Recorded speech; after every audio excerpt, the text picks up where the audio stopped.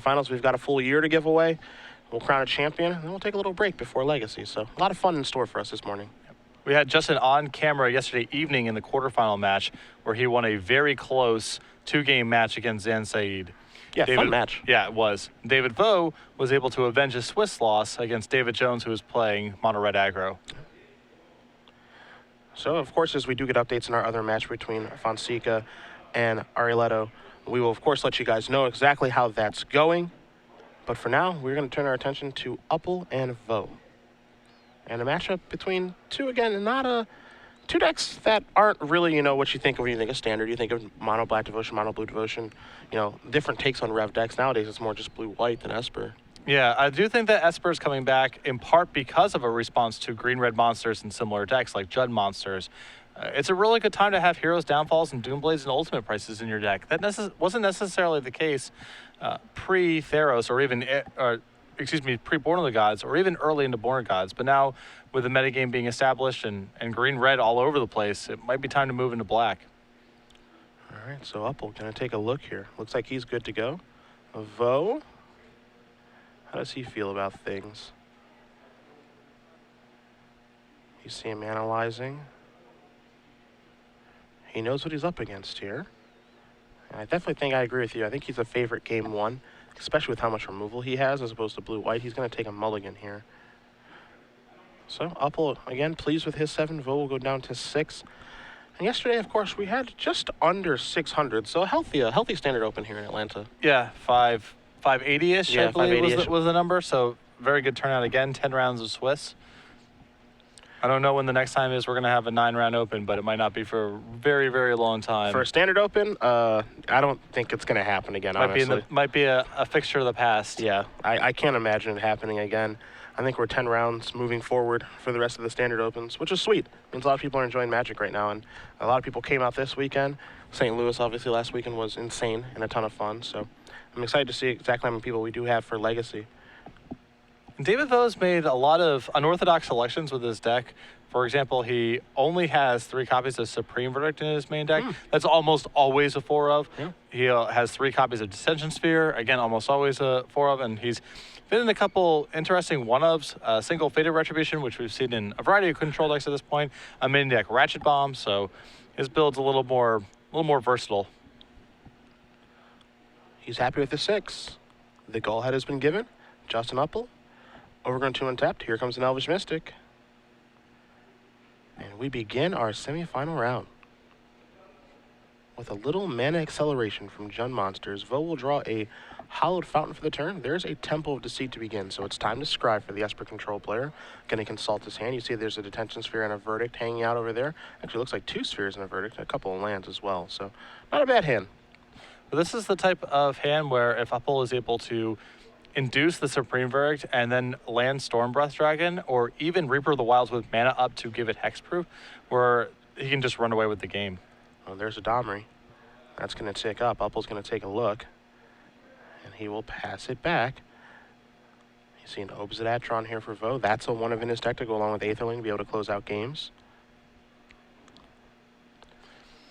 Obsidat is another card that feels like a response to green-red monsters. Absolutely. It's about, in my mind, the best. If you're going to play a creature to win the game, it's about the best one you could have against green-red. Yeah. There's another Elvish Mystic here for Uppal. So his Domri's up to 5, working its way towards that ultimate at 7. Pretty long way away, however, as Uppal's going to play a Temple of Abandon. And to consult his hand. His draw last time when he missed with Domri was Amizium Mortars. It looks like the follow-up is just going to be, we'll see. I thought it may be that Elvish Mystic, but looks like he's got something else to do, and he does. It's a Sylvan Caryatid. And now another copy of Elvish Mystic and passes the turn back.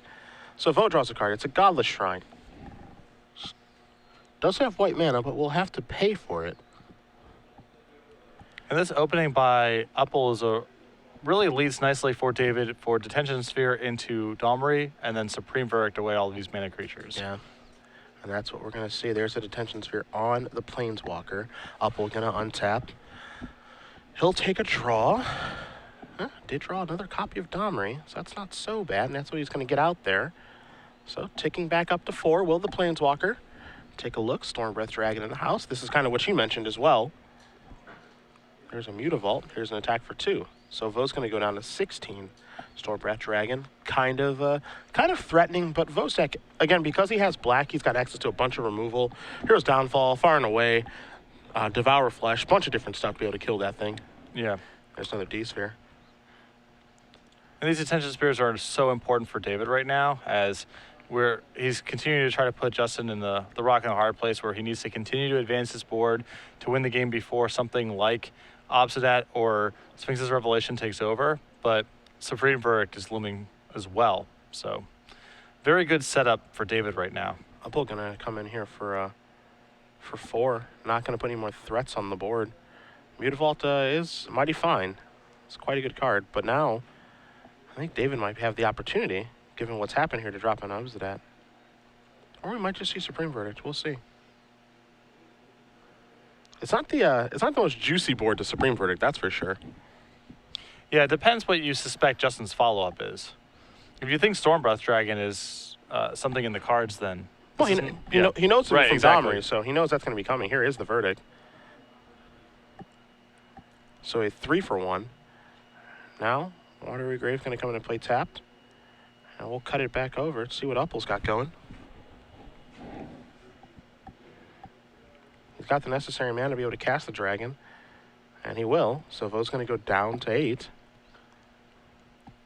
And a really critical piece of this puzzle for Justin here is that Mutavault. I think without it, that wouldn't have been enough pressure to induce a Supreme Verdict. And David could have taken his time, but the clock was just a little too fast. There's Supreme Verdict. Leaves his Mutavault available to be able to block. Elvish Mystic the draw here for Uppal.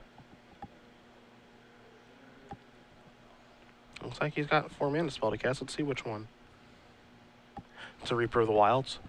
Followed up with an Elvish Mystic. Pass it back. Not a bad sequence, as Vo has drawn quite a few lands. He's very, very reliant on that Obsidat to actually get the job done this game. You might have to pay 2 to cast it, however, which is rather unexciting. Yeah, he also may need to play an additional land on tap here just to be able to block with Mutavault. Although he's tapping the Mutavault, so I suppose that is not in the cards. And there is the Ghost Council. So Vo's going to go up to 10. Uppal's going to go down to 14. And now Uppal's going to untap. He can take a draw. His Obsidat's going to be blocking now. Reaper, of course, can threaten Death Touch, so that's pretty powerful stuff. Also, even the Elvish Mystic plus Mizium Mortars in hand is a combo that Justin can use if he decides to block a different way. Well, here they come. Now, of course, players do have access to deck lists. As a result, Vo knows that Uppal does not have a card like Gorklan Rampager, which would be great here. As Elvish Mystic's going to die, Scry on Reaper is going to take place here from Uppal. He does not like that card, so that goes to the bottom. And as you mentioned, Mizium Mortars, oddly enough, going to get a little bit of use here. Yeah, this is about as good as Mizium Mortars can really get in this matchup. Yeah. Doesn't really do much more. I mean, there are times, I suppose, you can get some Elspeth tokens. Yes, that's the. We're talking pretty low in terms of utility. Mortars takes care of Obsidat. There's a Scry yet again. Uppal actually going to tap low to play a Courser. There's a Temple. He's going to gain a life, get the Scry. Sylvan Caryatid, probably going to be going to the bottom in just a moment. And there it goes. Let's see what that top card is. Mizium Mortars. Yuck. The first one was so good. The second one is so bad. Devour Flesh is the draw here from Vo. And oddly enough, I think if you're David, you have to cast that right now. Yeah, you probably don't want him to be able to untap and then be able to sacrifice Mutavault. Though I think the most likely scenario is that he sacrifices Courser to hedge against a Supreme Verdict off the top. But sure. Take a draw. There's a Dreadbore. Uppal does have that Mizium Mortars. Here's a D-Flush. And Uppal says immediately, sacrifice my Mutavault. So Uppal's going to go up to 17. His life total not too relevant. His Dreadbore's going to go to the bottom because Reaper did die. So there's a Domri. Good mechanics. There's Mutavault. Uppal says, I'm going to leave Domri on top. You've got Vo at 4, and he needs a draw now. All of a sudden, his resources have been exhausted. What do we have here? Just maybe an elixir? All right. That'll keep him alive. Let's give him another turn. Pass the turn back. Uppal, he'll take a draw. There's the Domri to the hand. That is a stomping ground. He'll start by attacking. Elixir going to gain 5 life. He goes up to 9, takes 6, goes down to 3. And so Vo will have to top deck the following turn. And probably for subsequent turns as well. Yeah, Because even a Supreme Verdict doesn't really get him out of the woods. You make a very good point. I think the scariest card right now might be Elspeth, maybe? Elspeth is very solid, although Justin does have a Mizium Mortars in hand. Yeah. It needs to be something like Supreme Verdict into Sphinx's Revelation with Justin missing on Domri for a couple turns. Okay. So David is certainly not dead yet, but this is not a good spot to be in. It's time for maybe a little runner from Vo. And we talked about this before we went to the match. Justin being able to steal game 1 is critical here because Yeah. Gen Monsters is conceding a fairly bad matchup against Control in game 1 and trying to clean that up in post board. There's the Stomping Ground's going to come into play. Tapped Uppal's going to go up to 18. There's another copy of Mizium Mortar, so a couple of bricks there. We have a quick update for you guys. Another matchup between Bernardo Fonseca and Nicholas Aristad. Bernardo wins game 1 with just straight mono black. Up a game over Orzhov midrange as Vo draws a card. How do we do on this one? This looks like a spell at least. He's grabbed 4 mana. This could be a verdict. I'd be surprised if there was any hesitation if it was a verdict, because That's fair. you certainly can't say go, so Yeah. possibly a Jace. Contemplating what he wants to do here. You nailed it. Jace Architect of Thought, it's time to minus. There's a Far and Away, a Sphinx's Revelation, and a Temple of Enlightenment. Uppal will split this way. And that's going to do it. So, Justin Uppal does win game number 1 here with Jund Monsters over David Vo playing Esper Control. Those players are going to look at the sideboards. We'll do the same in just a moment, but we're going to bring it back to the booth here, as it is trivia time, my friends, and I've got the question, so I'll let you explain the rules. So, Cedric is going to ask you a question, usually pertaining to the match we're in the middle of. You will tweet your answer at SCG Live and hashtag SCG Premium. Of the correct answers, one will be chosen at random, and that person will receive 6 free months of Star City Games Premium. All right, the question for you guys this morning. Within David Vo's deck list, he's got, I guess you could say, 2 creatures. So 2 win conditions. One of those creatures we normally see, that's Aetherling. What is the other creature in the main deck of David Vo's Esper deck? If you can name that, hashtag the answer on Twitter with hashtag SCG Premium. Make sure you're also following at SCG Live as well, and we will select one winner of the people who do get it correct at the conclusion of our semifinal round. Let's take a look at the sideboard, shall we? Yes, we will. You want Esper or Jund? I'll take Esper. All right, All right. fire away. We got a Ratchet Bomb, 3 Blood Barons of Vizkopa, a Supreme Verdict, a Dispel, 2 Renounce the Guilds, 2 Negates, 4 Thoughtseizes, and Pithing Needle. Okay. I anticipate 2 copies of Renounce the Guilds coming in, very good against Domri and Reaper of the Wilds, 2 cards that caused David quite a bit of headache in game 1. The additional copy of Supreme Verdict I really like here as well. It's possible that he wants to bring in the Negates to fight over Domri and possibly Dreadboard to protect his Planeswalker, so it's a little bit narrow here. And Blood Baron is potentially good if Justin goes ahead and cuts his mortars altogether, but Domri fight also gives Justin a way to fight through it as well. So I do like Renounce the Guilds. I do like the additional Supreme Verdict as well. And the rest of the stuff is kind of fringe. Maybe he wants the Needle to fight over Planeswalkers. Maybe he even wants Thoughtseize because the matchup's a little bit on the slower side. Take a look at Uppal's sideboard here. He's got an Ensire of Insanity, 2 Abrupt Decays, 3 Golgari Charms, 3 Ultimate Price, a Rurik Thar the Unbowed, 1 Xenagos God of Revels, 2 Dreadbore, and 2 Rakdos' Return. Even though this matchup is a little bit different because Vo has access to black removal spells, I still think you sideboard the same when playing against this deck. You're going to want the Sire, you're going to want Abrupt Decays, Golgari Charms, Rurik Thar, Xenagos God of Revels, Dreadbore, and Rakdos Return. So you're going to be boarding in 1, 2, 3, 4, 5, 6, 7, 8, 9, 10, 11, 12 cards. Easy cards to sideboard out. Love, obviously, boarding out Mizium Mortars. like boarding out Scavenging Ooze, so that'll be 6. And then you can go ahead and move out. I like moving out Elvish Mystic here because you actually need Sylvan Carrier to be able to reduce your black mana for a lot of your sideboard cards, so you can play 2 black spells in 1 turn. So that'll give you 10. And then Pulakranos is a card that is going to die a high percentage of the time, so that's actually an easy one to sideboard out. Courser's not the best here, but it's I feel like it's better than just the 5/5 that dies a lot. So even though you're playing against an Esper deck that you know has multiple copies of Devour Flesh and Far Away, you still like to de-emphasize the mana creatures a little bit? Yeah, I think you have to, just because they get swept away in verdicts, and you know they're going to be boarding into a 4th one, in addition to the Fated Retribution that's also in the main deck as well. You know, this is a matchup where I've tried leaving an Elvish Mystic so that you can play a turn 2 Courser or a turn 2 Domri, but realistically, especially when you're playing against this version, you know, Domri is going to provide a little bit of an advantage, but it's not going to actually, you know, be the end-all, be-all that you want it to be, especially when the opponent has access to Hero's Downfall and Attention Sphere. So that is how I initially started by boarding out Caryatid, obviously, because it doesn't attack, but I've also run into some games where, you know, if you don't have Caryatid, you have 9 lands that produce black mana with 4 Overrun Tombs, 4 Blood Crypts, and the Temple of Malice. So you're putting a lot of stress on actually drawing the, you know, the 1 black source, and realistically, you want to have the ability to cast 2 black spells in 1 turn. Yeah. The mana is a little on the strain side. How dare you? Well, it's just the nature. I'm not saying that the mana base is poorly constructed, but it is a shade on the greedy side. It absolutely is, yeah. I would not argue otherwise. You're not playing the maximum number of dual lands, and there's 2 Mutavaults in the deck, so it's really unfair to say that we're not taking some liberties. To be fair, Kent Ketter added that 2nd Mutavault. I'm a fan of 1 Mutavault. I am not greedy. Even though Mutavault is great. It was excellent for just in that game. Yeah, it is great.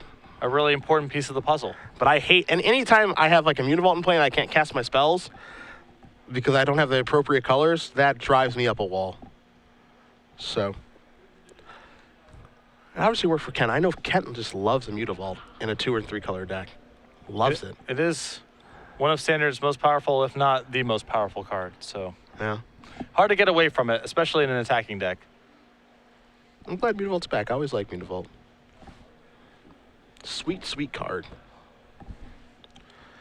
Again, on another match between Orzhov Midrange and Mono Black Devotion. Mono Black Devotion currently up a game here. Bernardo Fonseca did win game number 1 over Nicholas Erstead.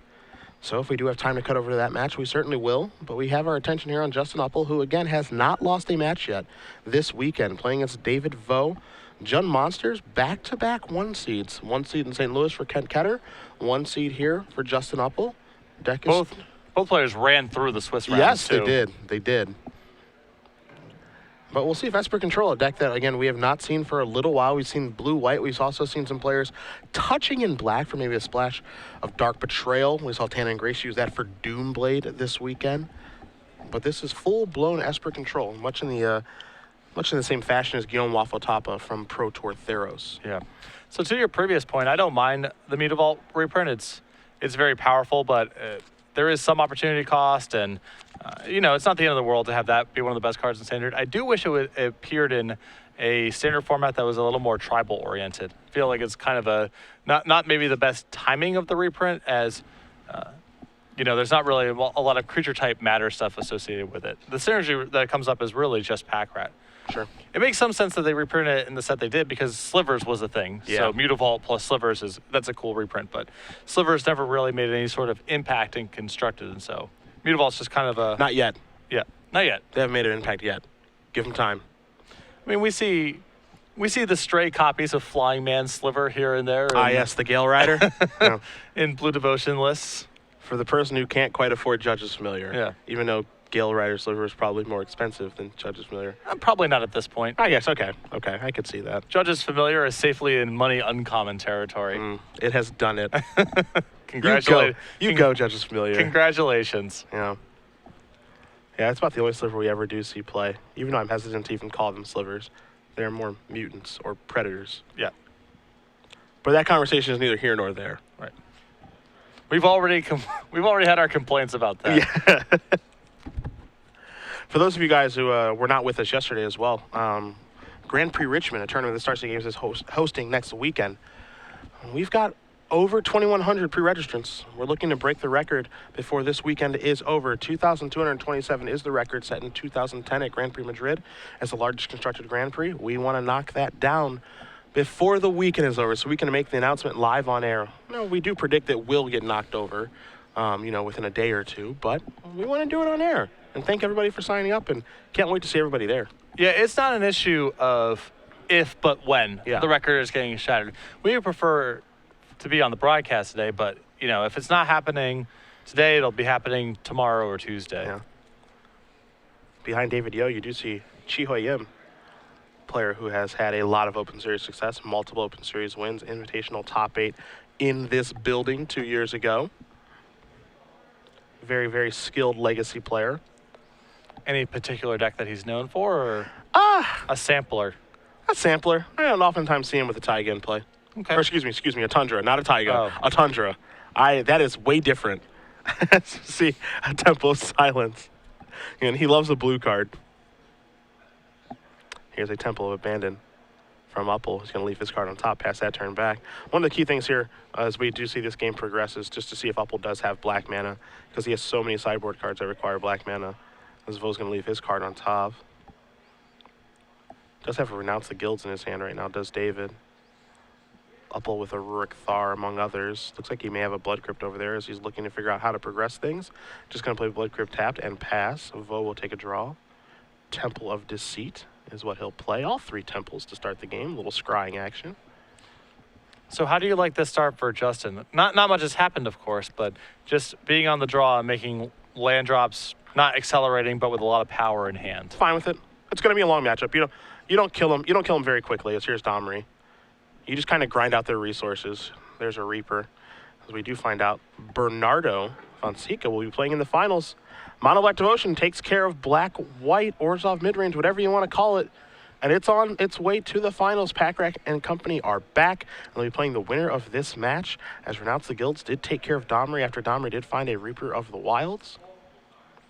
Vo going to play Hallowed Fountain untapped. Looks like we may see Jace come down here. And we do. And it's going to minus. Here's an Elixir. There's a Supreme Verdict, and there's a Hallowed Fountain.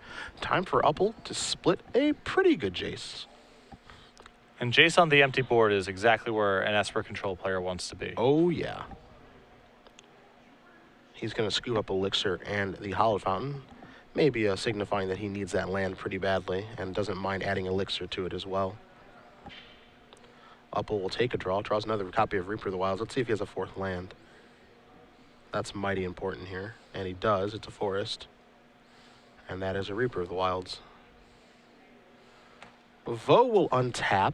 He will take a draw. It's an Aetherling, so he has found a win condition here quite early in the game. Yeah, and his hand appears to allow him kind of to go pretty fast into Aetherling here. It's got some removal and some counter spells. It's a pretty fast hand. Yeah. And it's a pretty strong hand, too. You see him pull forward that Hero's Downfall. Looks like he wants to take care of Reaper now. Yeah, Reaper is fairly annoying as it forces David's hand. I'm sure he would be interested in just leaving up Dissolve and Hero's Downfall mana to protect himself a little bit against something like Stormbreath Dragon. But because Reaper has the ability to get hexproof, it sort of forces David to act now. And there is Reaper budding the dust from Hero's Downfall. No scry, as with Reaper, it's everything but itself that you get to scry from, as Uppal draws a Courser of Crewfix for the turn. Does have Blood Crypt as well. That's going to come into play on tap. Maybe it's Dragon time? It is. Let's see where Dragon's going. It's going to take down Jace, so a useful turn there from Uppal, as he does take 2. Don't forget, he does have that copy of Rurik Thar in his hand. We don't know if he has a 6th land or not. Also don't know if there's a 1 of Sire Insanity as well. So there are definitely some haymakers that Vo has to be very cognizant of. You see David electing last turn to use Hero's Downfall instead of Detention Sphere on that Reaper. And now with Detention Sphere in hand, facing down Stormbreath Dragon instead of Hero's Downfall. There is a risk, of course, of, Justin just has an Abrupt Decay or a Golgari Charm, and, it's not strictly a mistake, but certainly Justin having a follow-up Stormbreath Dragon is punishing David for the line that he took. So just a land there from Vo, passes the turn back. Uppal will take a draw. He starts by attacking. Vo gonna take 4. Let's see what Uppal's follow-up is gonna be. 3 mana. You see him carefully leaving up 2 mana. That 2 mana represents a bevy of things. And that's a Courser of Crufix. Will Vo dissolve that? He does not. So there's a Reaper. Pass the turn back. Just a baby rev for 2, as Vo's going to go up to 16. Yeah, I like this from David as he's trying to get into a spot where he can play Supreme Verdict and still have some sort of backup or protection. Yeah. He probably doesn't have enough time to get to that plus dissolve, but he may be able to get to that plus Thoughtseize, for example, which gives him some protection and some setup. That is a nice turn. And you see Uppal did have the Sire of Insanity. His hand is stock loaded. Uruk-thar, Sire of Insanity, Courser, and Reaper of the Wilds. Now, fortunately for David, he knows that there is not a 6th land coming on top. Able to dodge that bullet. What do you take with the Thoughtseize, though? That's tough. Probably. So next turn, Justin will play Reaper, presumably. I guess I would take one of the 6-mana creatures. They're both so bad, though. I don't know if one's worse than the other. Yeah.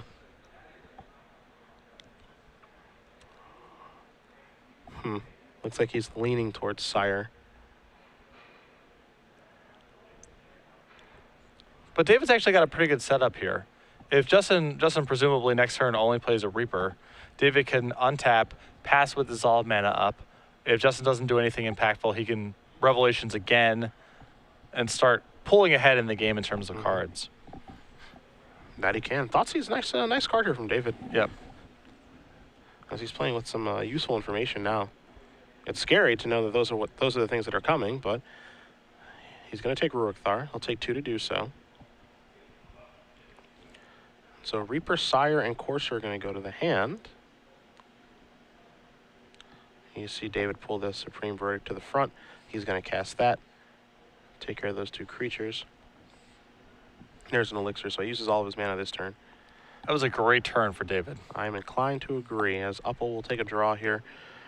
Again, hand is double Reaper, Sire of Insanity, and Courser of Crufix. Uppal going to go with a Reaper. And simply pass the turn back to Vo. Vo, with his 6 mana, takes the draw. Detention Sphere there. You see his hand. He's got a Rev. He's got Dissolve. He's got Aetherling as well. A lot of options. As you mentioned, we could just see a Detention Sphere Dissolve play this turn. I think David would ideally like to wait a little bit longer before deploying that Revelations. Maybe make one more land drop and to get an opportunity to Detention Sphere here while Uppal is without Hexproof mana, a really good spot. Uppal draws Stomping Ground. He's going to go with a Courser. There's a Golgari Charm. He'll play Stomping Ground tapped, gain a life, and just pass the turn back. Doesn't want to play Reaper, it feels like, without access to the 2 mana. Nor did he just want to run his 6-mana creature out there as well. Yeah. Elixir is going to be sacrificed. It's time to shuffle everything back in. So Vo will go up to 19.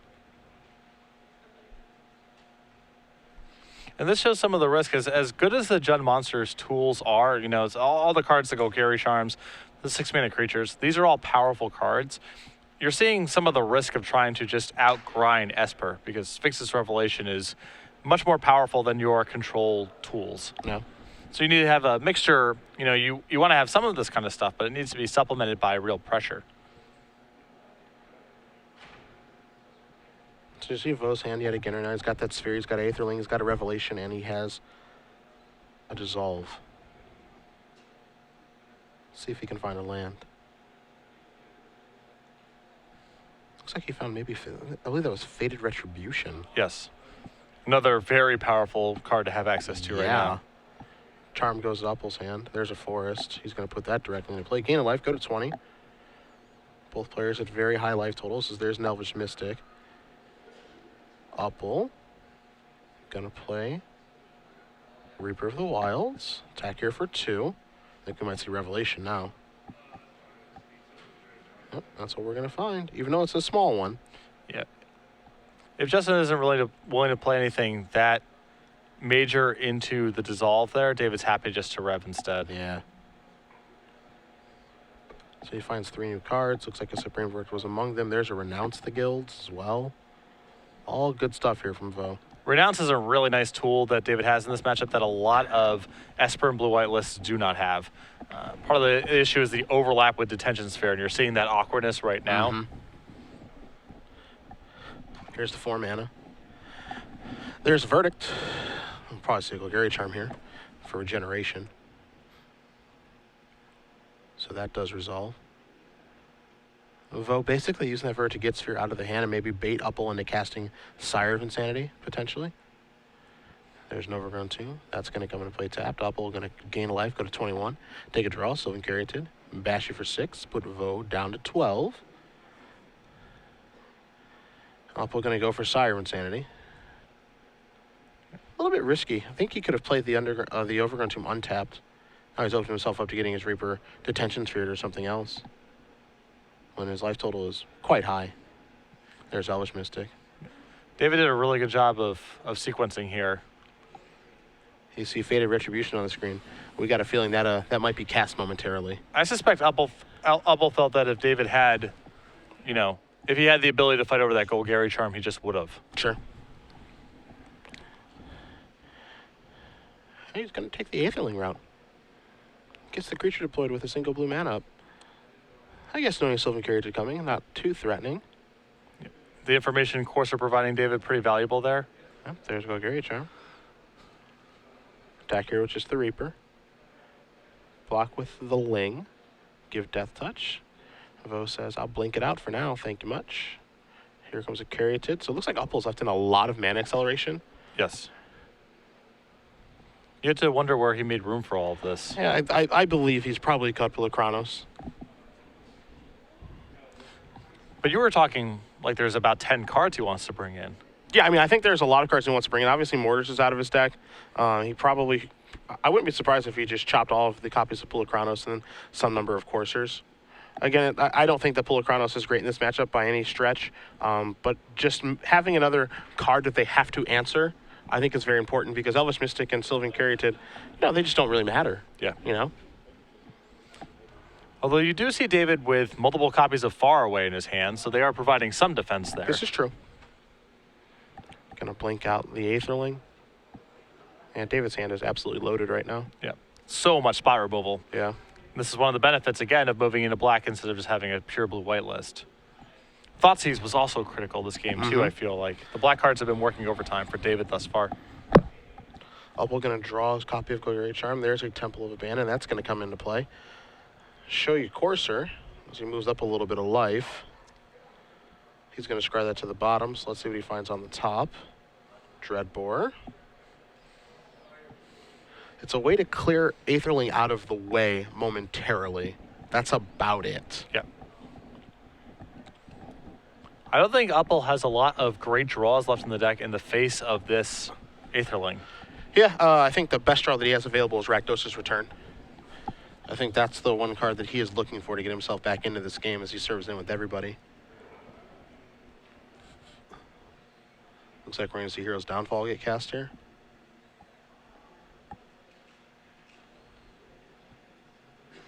Maybe the away half of Far and Away.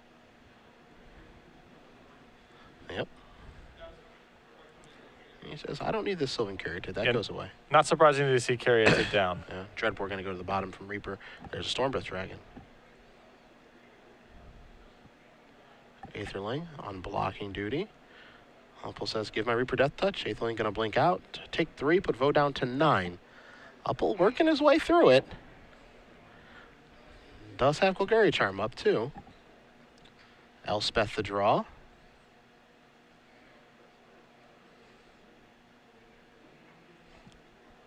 Not really clear even if Elspeth is something that David has time for in this spot. Yeah. Vo's just a little bottlenecked on mana, honestly. Yeah. That's the big issue here. Which is odd to say as 7 in play, Yeah. This feels like a situation where he wants 10. Here comes the Ling.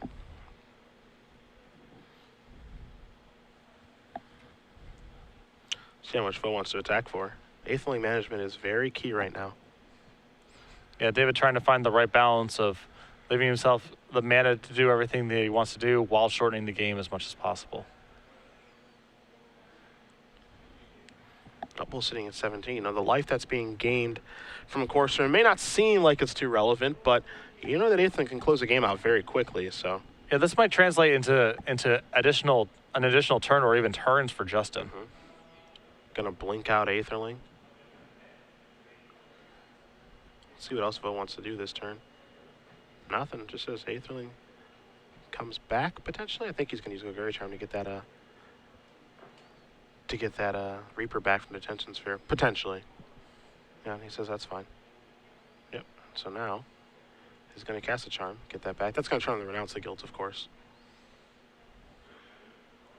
A card that was off before. Sort of awkwardly off before. Yeah, yeah. Turns on Fated Retribution too.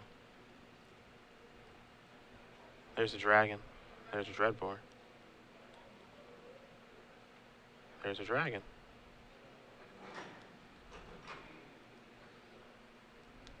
So Uppal says, everybody in. They can't block, so they gotta attack. That's true. All right, so here's some mana. You see Vo is separating things. 2 mana.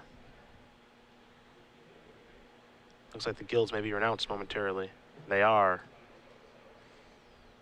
So bye-bye Reaper. Time to scry once from the other Reaper. Top card is a Sylvan Caryatid. This is a hero's downfall. Time to scry that to the bottom. Top card is a Blood Crypt. Aetherling going to get in front of Corsair. I have a feeling Blood Crypt's going to go to the bottom, and Uppal does not have to reveal his top card. So he's going to deal 5. He's going to put Vo down to 4. Grinding away is the youngster. So David has gotten to a spot where he's whittled down Justin's board enough where Far and Away is becoming a potential haymaker. Yes, yes it is. Again, you see his hand. He's still got plenty of options. He just needs lands. There's a Temple. Take a look at the top card. Again, Vo does have D-Sphere, Far and Away, Fated Retribution in the hand. All quality options. Last card, of course, is Elspeth. Here comes Aetherling. Just trying to balance that life total. And these Aetherling activations and that, oddly enough, little amounts of mana that he has. Relative to the spells in his hand, he has very little mana. If Rakdos' Return comes rolling off the top here for Uppal, it's going to be lights out. He's got 2 to draw to. You know, some of his better sideboard cards look to be gone right now. A card like Rurik Thar, Sire of Insanity, those are both long gone. Abrupt Decay and Golgari Charm, not great in this situation now. Good previously.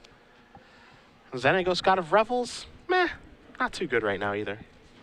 No, David's trying to set this up, I would imagine, for a kill in one shot, although he's actually knocked Uppal down to just 9. A little surprised by that. Yeah. I was with you. I thought he would try to get him down to 8 in one shot. This extra turn may end up costing him as Uppal's going to untap. He's going to take a draw. Looked like a spell.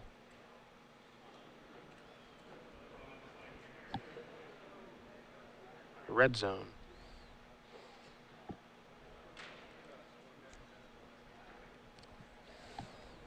We might see a fused Far and Away here, yeah. He says bounce that, make you sacrifice that. So Elvish Mystic goes to the hand. That goes to the graveyard. That is a Pool of Chronos and Elvish Mystic and passing the turn back. And Pool of Chronos, a card you specifically called out as a card you do not like in this matchup. Yeah, decidedly mediocre. Just a big 5/5 dummy that's likely going to die to some sort of removal spell, but you got to keep them honest. They don't have an answer. It will kill you quick. Looks like Vo has a D-Sphere here. And you're seeing Pool of Chronos be decidedly mediocre right now. Oh, yeah. Oh, yeah. Now, for Uppal, because most of his starts are going to be taken care of here, and Aetherling's going to get into some damage from Vo as Vo decides how he wants to play this turn. He does have some outs. I think it has to be, you know, I think he's going to get one more draw step, and I believe those outs right now are Stormbreath Dragon along with Rakdos' Return. Yeah. for him to take this one. David could try to play the game in such a way where he doesn't die to Stormbreath Dragon by leaving up Fated Retribution. Sure. But it's a lot of contortions given how much mana he has in play to do that. Yeah. Right in his spot, I think I would just say, all right, Stormbreath Dragon beats me here. Sure. And just try to win the game. There's your D-Sphere. Looks like Ling is going unblockable. Get you. It'll be for just 4. And again, if David may have missed a point in the previous turn, as that's going to come out. That's going to come in. Let's see what Uppal finds. It's a Stomping Ground.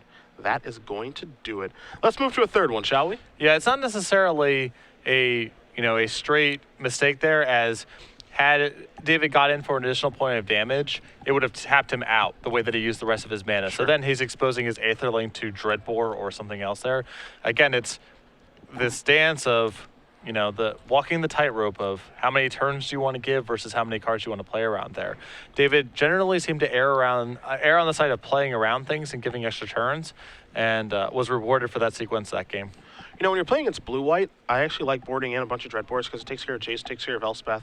A lot of blue-white decks have moved towards 3 copies of Elspeth. Elspeth can obviously be problematic against the monsters deck. And that's why I advocate boarding in 4 copies of Dreadbore. Given the composition of David's deck, I think 4 Dreadbores is too many. And I think he might want to, if you're Uppal, maybe slice down a couple of those. Seemed like he was a bit Dreadbore heavy there. Yeah. And again, we're still trying to figure out where exactly Justin made changes to the deck. We talked about mana acceleration being a thing you may want to sideboard out. Justin had a lot of it. Polychronos was a card you assume would be maybe the first card out even, and we saw it appear in that second game. So we are still somewhat in the dark on exactly how Justin configured his deck there. Well, don't forget, my friends, winner of this match plays against Bernardo Fonseca. Mono Black Devotion's in the finals. We haven't seen it for a little while, it feels like, but it's back. Yeah. I think his removal suite seems very well situated for this tournament. Yeah, you got the 2 Devour Flesh, 2 Ultimate Price, 2 Bob Lights, and then 4 Heroes Downfalls. Also has Lifebane Zombie in the main deck, along with 4 copies of Pack Rat, Desecration Demon, and Grey Merchant. So some valuable adaptation got done. Yeah. Even has 1 Nykthos hiding out in there. Like it. We'll see Bernardo shortly. But he'll be playing the winner of this match between Jund Monsters and Esper Control. It's possible 1 copy of Nykthos is a little bit easier to rationalize now that there is no Nightveil Spectre in the deck. Yeah. So you don't, Nightveil Spectre is this very powerful incentive to not add colorless lands to the deck. Mm-hmm.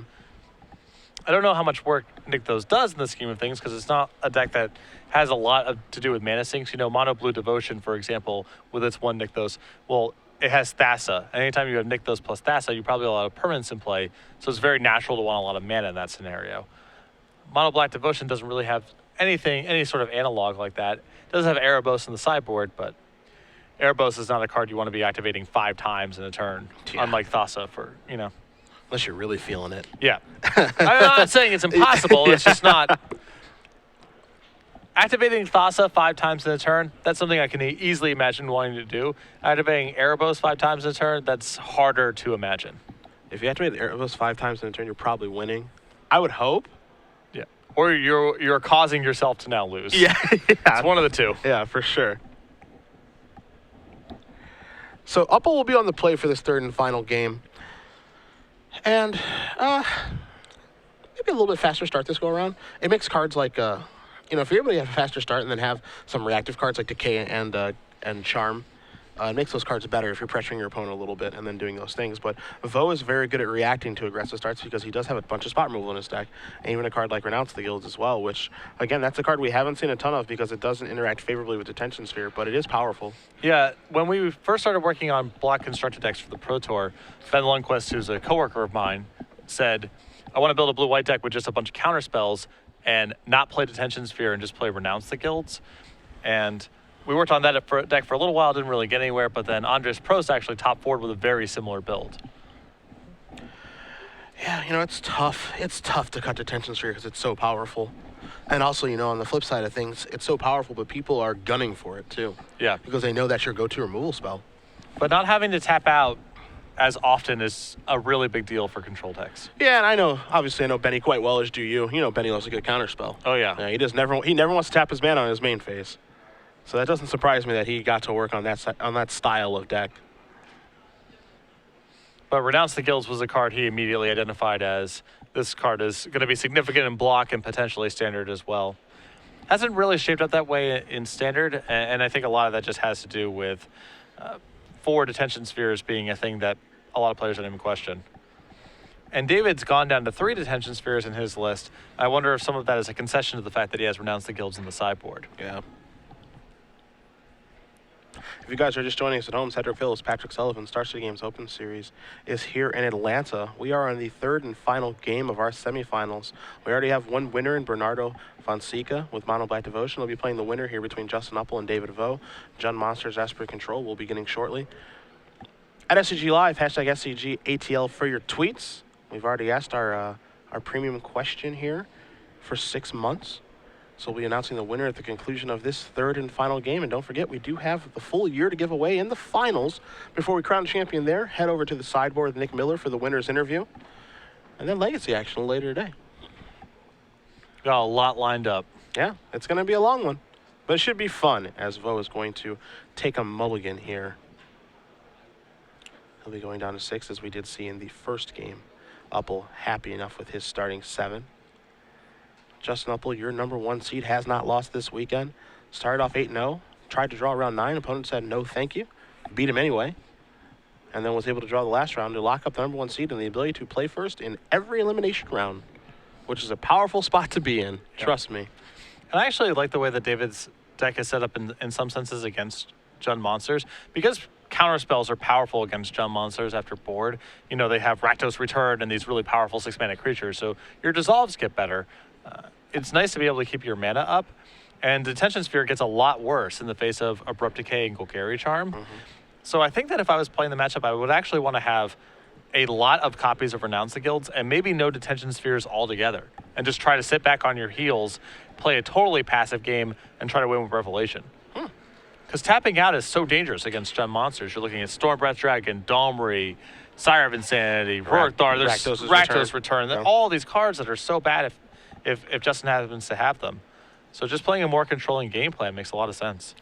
Temple of Silence here. As you saw, Vo did draw a Thoughtseize for the turn, so I got a feeling we're going to find out what Uppal has momentarily. Draws a Domri for the turn. Play a Blood Crypt untapped. Probably going to see Sylvan Caryatid here. We are.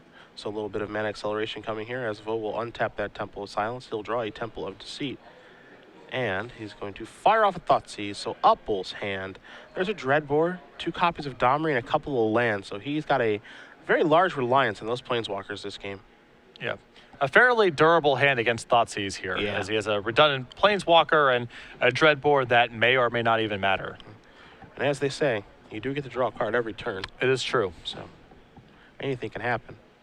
Vo going to go down to 18 to take that Domri and get the information on what's Uppal's hand. Now he's going to play his Temple of Deceit. Take a look. He's happy with what he sees, and Uppal will untap, take a draw. That's a Xenagos God of Revels. That's a good one.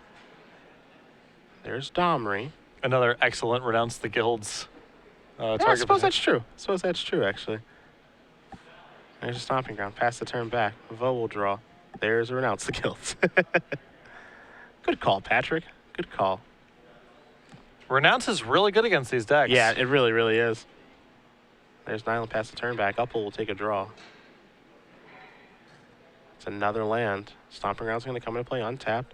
Uppal not giving away any information. The lands in his hand are currently a mystery. And there is Xenagos, God of Revels. His Vo will draw a card. It's a revelation. Does he have a land?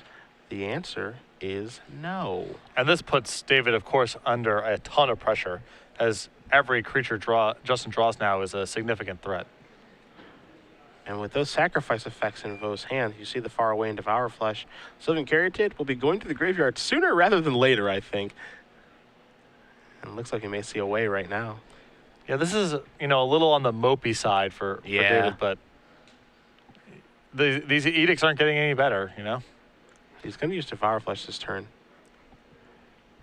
I'm in favor of a way this turn if you're going to use one of those effects, simply because you use all of your mana that way. Well, it's possible if David draws back-to-back lands that he can Supreme Verdict on a turn and then fuse Far Away down the line. Sure. It's close. I agree with you. I think it's a pretty close decision. There's a Watery Grave after Uppal did play a Temple of Abandon. Watery Grave's going to come to play untapped. Let's see what Vo has here as he does take 2.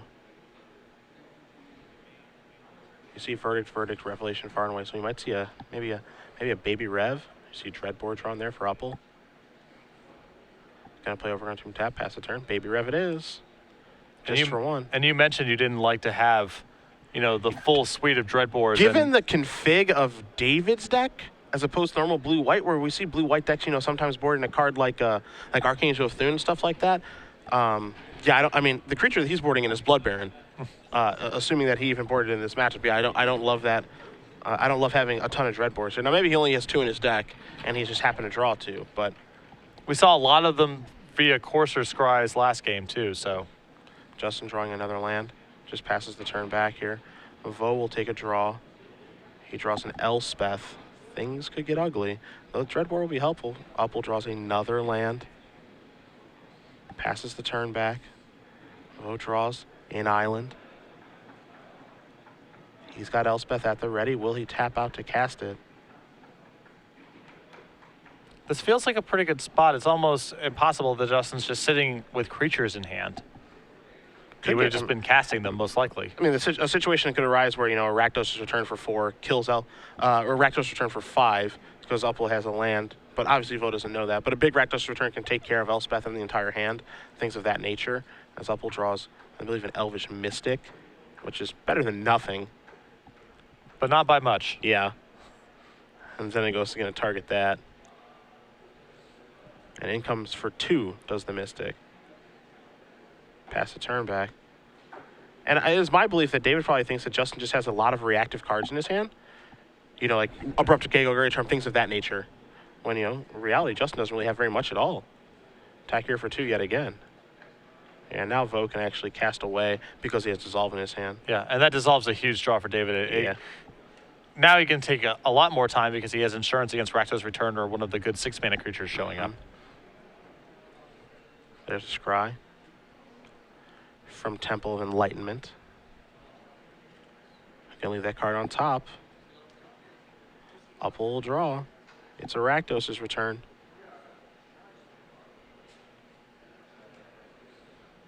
Will he fire off the big X spell? There's a forest. I don't know what else his hand permits him to do because he's now facing down the threat of Sphinx's Revelation at a moment's notice. I feel like he can't afford to wait. I agree with you. And that will take care. That Dissolve will take care of it. Vo says, I'm going to leave that card on top. Pass the turn back. There's a Temple. That card's going to go to the bottom. Will Vo cast Elspeth now?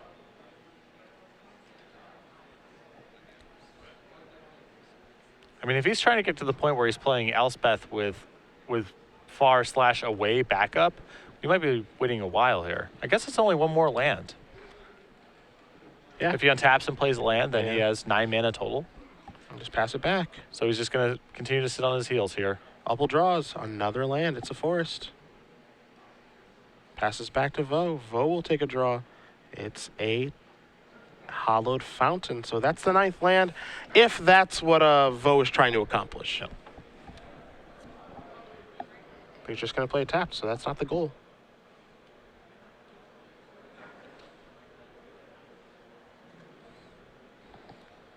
Still looks like he's debating this. Yeah. Some very interesting back and forth here.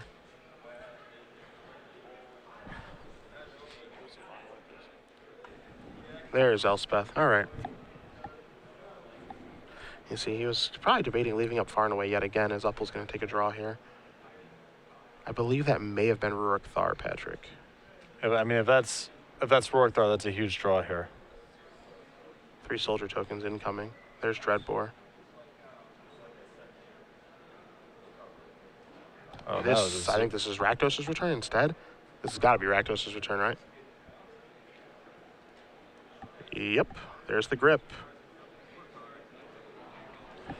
So that's a huge swing there for Justin, especially getting that far away out of the hand. The Supreme Verdicts are, they are fine, but certainly not as good in the face of Xenagos, but losing that far away is huge. Let's play at the top of our deck, shall we? For both players. Justin, I feel, is a pretty large favorite from here. David has the best draw of all in Sphinx's Revelation. Looks like that might be a land in David's hand. Maybe not. What's this? That's a D-sphere. That's a huge draw. That's a big draw. That gives him a lot more breathing room. Let's start the back and forth. Let's see what Uppal finds. It is time for some big draws from both players. Justin takes a draw. Courser of Crufix to start. There's an Elvish Mystic. Yuck. Pass the turn back. Vo, what do you find? He reaches for his mana immediately. Maybe Elixir? All right. That'll keep his head above water. Yep. Uppal untaps. We know he's drawing Elvish Mystic. Let's see what next turn will be. Oh, there's Overgrown Tomb. Go up 1, up to 17. Of course, you're going to make it so he draws gas for a long time, like that card. Storm Breath, the first really big draw for anyone here. There's a Dreadbore and a token. I don't love that because there's another Elspeth and Jace's. This feels a little early. It's not even really freeing up an attack. Yeah, I don't love that use of Dreadbore at all. We'll see if it ends up, hurting him, but that felt very, very hasty. It would be one thing if David had 4 tokens in play and it was, I'm going to free up at my Courser to start attacking here, but David only had the 3. Yeah, that felt mighty hasty. If an Elspeth or a Jace comes rolling off the top, it's going to be bad news for Uppal right away. I don't even know what the incentive would be to have do. Yeah, I don't quite understand the play either, honestly. Maybe just burning a hole in his hand. Even targeting targeting an Aetherlink can free up an attack. There's a lot of different things that Dreadbore can do in this situation. But we'll see if it comes back to hurt him or not, as Vo's going to obviously cycle back in with Elixir, draw a card. This is an Aetherlink.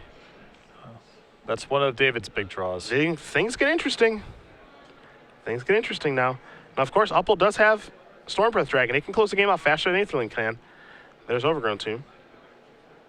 Uppal looking to see if he can play Dragon and Monstrosity at the same turn. 1, 2, 3, 4, 5. 1, 2, 3, 4, 5, 6. Yeah, he can. He's drawn that many lands. Let's get him to play tapped. He's going to go up to 18. There's a Temple. There's the Dragon. 4 and 5. And he can Monstrosity as well, so he's going to attack for 7. So this all of a sudden turned into a top deck from David Yo, or he is dead as he takes 7 right now. And remember, this is a black build, so he still has cards like Hero's Downfall. But it's do or die right now. See Uppal with his fingers crossed, hoping Stormbreath can get it done.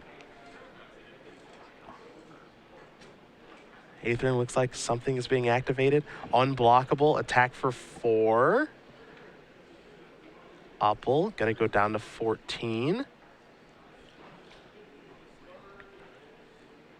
Vo, maybe gonna make it a little bit more damage. We'll see.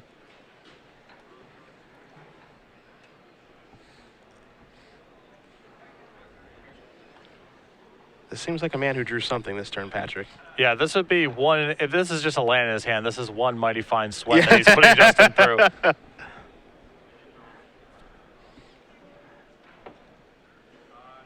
Oh. He's sort of tapping like this is Supreme Verdict. Yeah, that's what it feels like. So he's gonna deal this damage.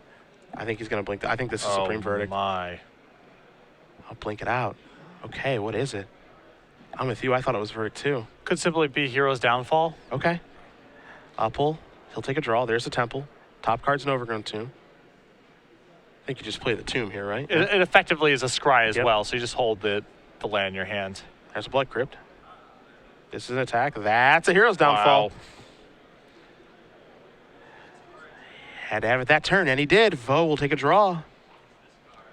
And he knows the top card of Justin's deck is nothing. Attack.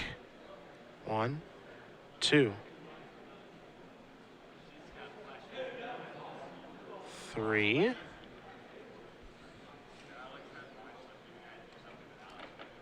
He's got to be correct. Okay, so he attacks her for 7, puts Uppal down to 5. I mean, Uppal is just I think he's just drawing dead, right? His goose is cooked. We know there's a Blood Crypt yeah, on top. that's it. Wow. David Vo with an impressive top deck of Hero's Downfall takes a deep breath, and he is moving on to the finals. Esper Control moving on against Mono Black Devotion. That was a really close game 3. Yeah. To say the very least. And again, this is a place where Esper has some outs that blue-white control doesn't. Yep. Hero's Downfall, of course, not a card you can cast in your blue-white deck, was critical in killing that Storm Breath Dragon the turn before David was about to die. So we've seen a lot of blue-white control over the last couple months, far less Esper control. But